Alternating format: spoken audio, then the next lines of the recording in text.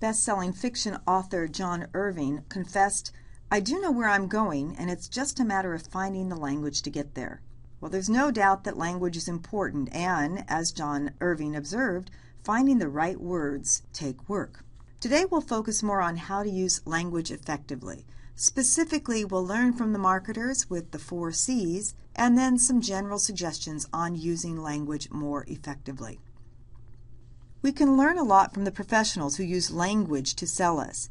Isabel Albanese identified what she called the 4 C's of truth in communication: comprehension, connection, credibility, and contagiousness. Together they will increase your communication effectiveness. Comprehension addresses the issue of, does the audience get the message, the main idea, the point, and can they remember it? Here are some tips for better comprehension. Make the message clear and sharp. Emphasis can help. The more time you spend on a topic, for example, the more you emphasize it. Conversely, less time means less emphasis. Related to emphasis is repetition. Tell your audience what you're going to talk about, tell them, and then tell them what you've told them, your preview and summary statement. Say important words more than once or restate concepts in different words. Examples are, there are 4 key points to remember about language. 4. Or, there are 4 key points to remember about language, and if you keep these in mind, they will help you create a memorable presentation.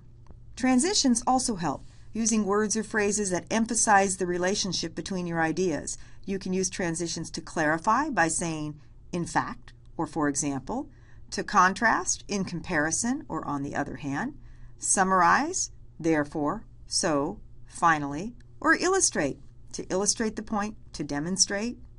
The second C is to connect, the connection with the audience. This focuses on the audience and figures out what resonates with them and what triggers an emotional response, such as frustration, excitement, anger, passion, joy, happiness.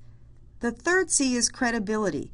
The audience needs to believe the source of the message as well as the content. In other words, is it logical? This may be the most important C. If I don't trust you, then the rest doesn't matter. And finally, contagiousness. Now in this case, contagiousness is a positive thing. You want to make your messages energetic, new, different, and memorable. And that means in terms of content as well as word choice. As you use language, there are several guidelines to keep in mind. Language should be concrete, vivid, simple, to the point, and correct and accurate. Starting with concrete, words can be placed on a continuum with abstract on one end and concrete on another. One abstract term that I tend to use a lot is stuff. I will get my stuff together. I'm talking about stuff. Perhaps it'll make more sense by comparing abstract with concrete words. I could say, for example, your donation will help the homeless, which is very abstract. A concrete way of saying it is, your $25 donation will provide a Thanksgiving dinner for a family of 4. Other examples, they say that too much salt is bad for you. Well, who is they? Let's do a quick little activity. Arrange the following series of words from most abstract to the most concrete. For example, vehicle, automobile, Corvette, transportation, and sports car. The most abstract would be transportation. Moving closer to the concrete would be vehicle, then automobile, then sports car, and finally the most concrete of these would be Corvette. And you can take some time to do these other ones as well. You also should consider using language that is vivid. An example of language that is vivid you can often find on a menu. For example, this is grilled chicken the way you would make it. That is, if you happen to be a grill master with a secret savory blend of spices. Sounds pretty good, huh? Let me continue. Kentucky grilled chicken is marinated, seasoned, and slow grilled to juicy perfection for a taste so good you might never grill again. When you're using vivid language, you are using language that appeals to the senses of sight, sound, touch, smell, and hearing. We've talked about language as being concrete and vivid. It also should be simple. Simple in this case means that you can get your meaning across to your audience quickly and concisely. The words and sentences that you use should be immediately understandable to your audience. Avoid a long word when a short word will do. So match it to your audience. They're the reason that you're communicating. Oftentimes, doctors use medical speak. If a doctor is speaking to another doctor, he might use the word emesis. but the word vomit would probably work better for an adult patient, and for a younger patient, the words puke or throw up might be more effective. The suggestion then is avoid jargon and acronyms unless it works most effectively for your audience. This includes whether you have to mention the qualifications of the source. You may know who Sal Khan is, but your audience likely may never have heard of him. Oh, Salman Khan? He's the founder of the Khan Academy, the free online education platform and nonprofit organization. Well, if you still don't know, I know you can look him up. Another reason to keep your language simple is if the audience knows the words, but maybe not quite so well as you do, the time it takes for them to decode the word might cause them to miss the next point you're trying to make. Let's say that I were talking to you about a hex photocybernetic camera. Well, you could probably take the time to figure it out. Hex, meaning 6, cybernetic, meaning it's computerized. You can break down the word. What I'm really talking about is an automatic camera with 6 functions. Another term that has been used to describe this kind of camera is an idiot camera. Well, just as a hex photo cybernetic camera is probably not appropriate for most of your audiences, the words idiot camera are probably a little bit too informal for most of your audiences. So you'll have to choose the one that fits the actual audience. The same applies to acronyms or initials like PRN, very commonly used in the medical field. Your prescription might say something like, take 1 tablet PRN. Well, what does that mean? PRN stands for pro re nata, which is a Latin phrase meaning in the circumstances or as a circumstance arises. So your doctor is telling you to take 1 tablet when needed, but instead he may use the terms take 1 tablet PRN. To the point means that you should eliminate clutter. Don't say, in my opinion, of course it's your opinion, or as I think about it. Do some wordsmithing, which is getting rid of unnecessary words. Rather than saying, we are facing a difficult crisis that will be troublesome to successfully resolve, be much more succinct. We have a crisis. Comedian George Carlin said that people add extra words when they want to sound more important than they really are. And as this is not your goal, don't add words that are unnecessary. Language should also be correct and accurate. Related to this, you should have a good and varied vocabulary. Remember that we are linguistically lazy, and we tend to use the same words over and over again. This addresses the varied aspect of this statement. To address the good aspect, we need to talk about the bad. That's what mal means, bad. Malapropism, according to the World English Dictionary, is the unintentional misuse of a word by confusion with one of similar sound, especially when creating a ridiculous effect, as in, I am not under the affluence of alcohol. Well, you know that word affluence is incorrect. This person probably meant the influence of alcohol. For example, if you say, I need to go to the pharmacy to pick up my subscription, you are confusing the word subscription with the word prescription. Or you say, the Jews were prosecuted instead of persecuted. Now there's a quick history on the word malapropism.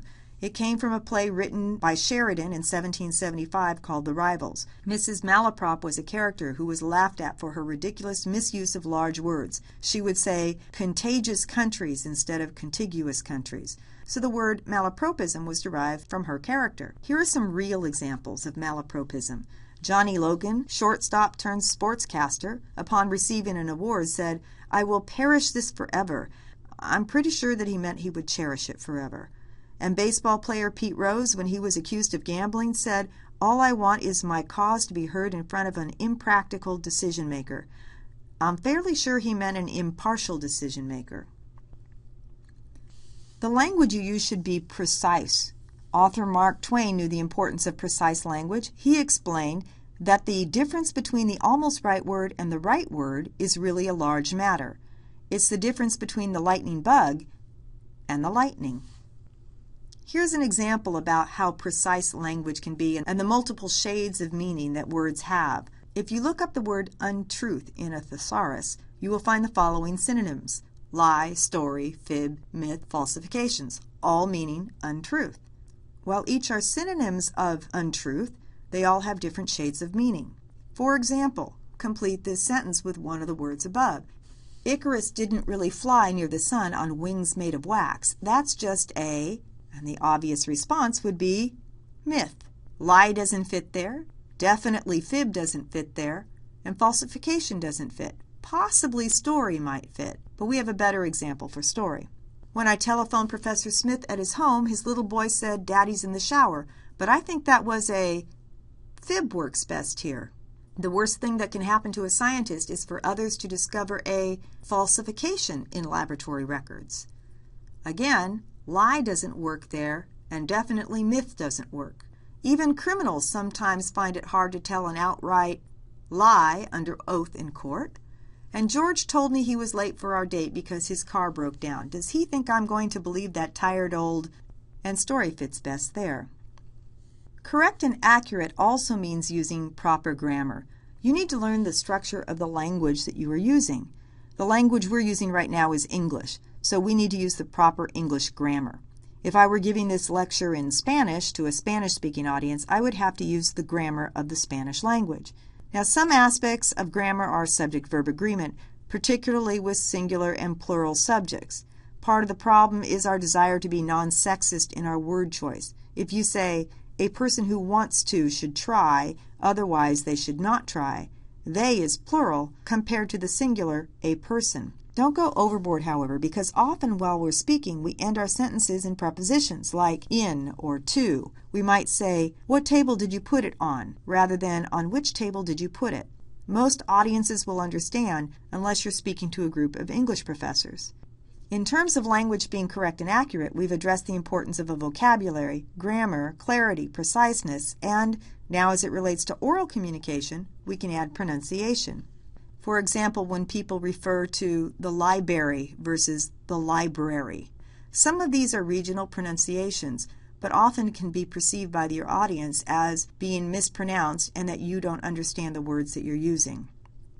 Quiz time! How important is it to select the right word to convey your meaning? Do you vary your language based upon the person to whom you are speaking? And finally, how linguistically lazy are you? How many different ways can you say, "I'm angry"? Think about the words that you use and the choices that you make, and see if you can become a more effective communicator.